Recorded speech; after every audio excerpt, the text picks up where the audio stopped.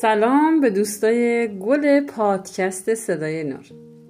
من مرضیه رحیمی هستم و امروز اینجام با یه پادکست جذاب دیگه درباره کوچینگ. در اپیزود قبلی از بال اول کوچینگ یعنی شنیدن فعال صحبت کردیم. هممون پی بردیم که چقدر شنیدن فعال میتونه تأثیر مثبتی بر روی افراد بذاره و حال و هوای آدما رو تغییر بده و چقدر این بال قدرتمند توی حرفه کوچینگ مهم و حیاتیه. حالا با توجه به همین موضوع میخوایم امروز راجع به بال دوم کوچینگ که میتونه قدم بعدی باشه صحبت کنیم.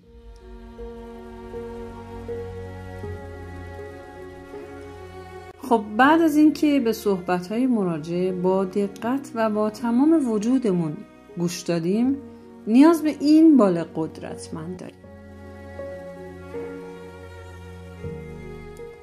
در حقیقت این دو بال مکمل همدیگه هستن. مثلا تصور کنید یه مسئله براتون پیش اومده که نمیدونید چطوری حلش کنید و دلتون نمیخواد به هر کسی بگید. دنبال این نیستید که فقط یه شنونده پیدا بشه که حرفتون رو با حس خوب بشنوه. میخواید بدونید چی کار کنید که این دغدغه‌تون رو با یه راه حل که بهترین راه حل ممکنه حل بشه. دیگه دنبال حل مسئله اید. دنبال یه فانوس که نور بندازه تو عمق ذهن و قلبتون و کمک کنه خودتون بهترین راه حل رو پیدا کنید.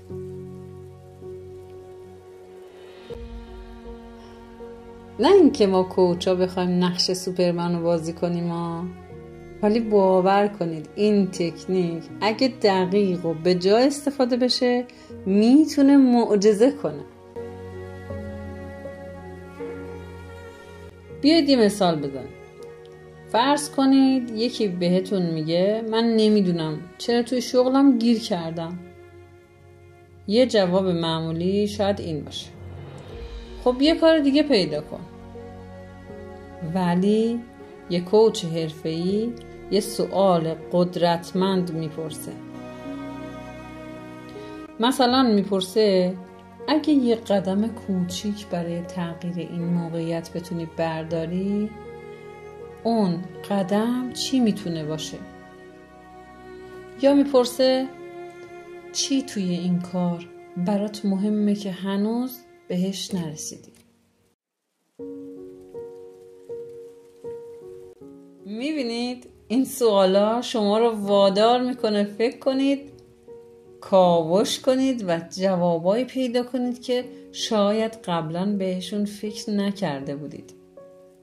این همون باله، جادوی سوالهای قدرتمند.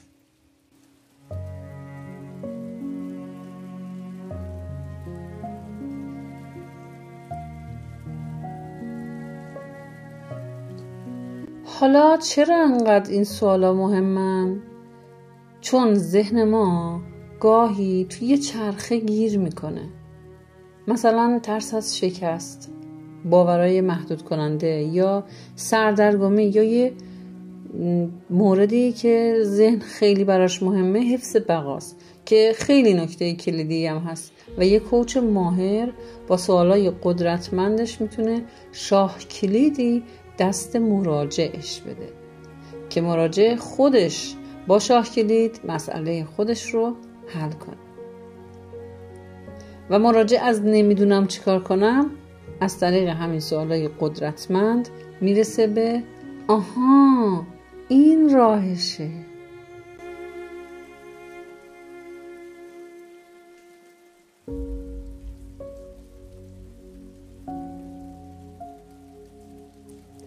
حالا براتون یه داستان واقعی تعریف کنم. یه آقایی بود که همیشه احساس میکرد توی زندگیش یه چیزی کمه. توی هر جلسه میگفت نمیفهمم چرا خوشحال نیستم. کوچ به جای اینکه بگه برو فلان کارو بکن ازش پرسید اگه یه روز کاملا احساس خوشحالی کنی، اون روز چه شکلیه؟ چی توش متفاوته؟ این سوال باعث شد اون آقا برای اولین بار بشینه و به جای غر زدن به چیزی که واقعا میخواد فکر کنه و کم کم خودش راهش رو پیدا کرد.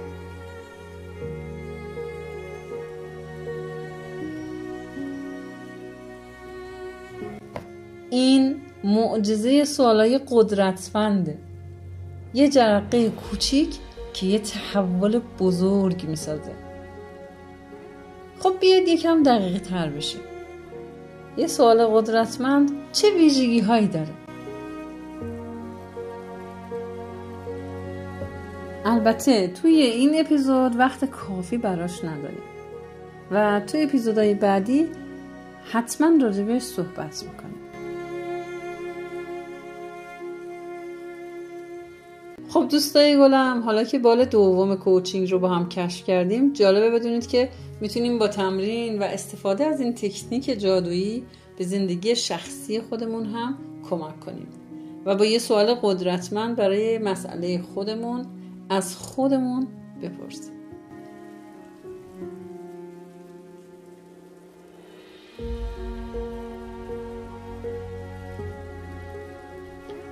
اگه دوست داشتین از تجربتون، از اینکه از خودتون سوال کردین و به چه نتیجه‌ای رسیدین رو با ما به اشتراک بذارید.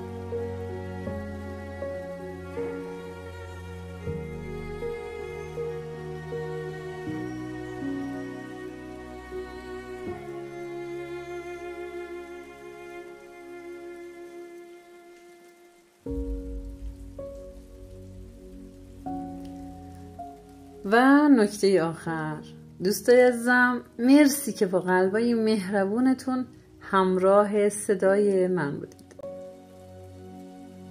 تا اپیزود بعدی که کلی نکات کلیدی باحال داریم، مراقب رویاها و لبخند زیباتون باشید.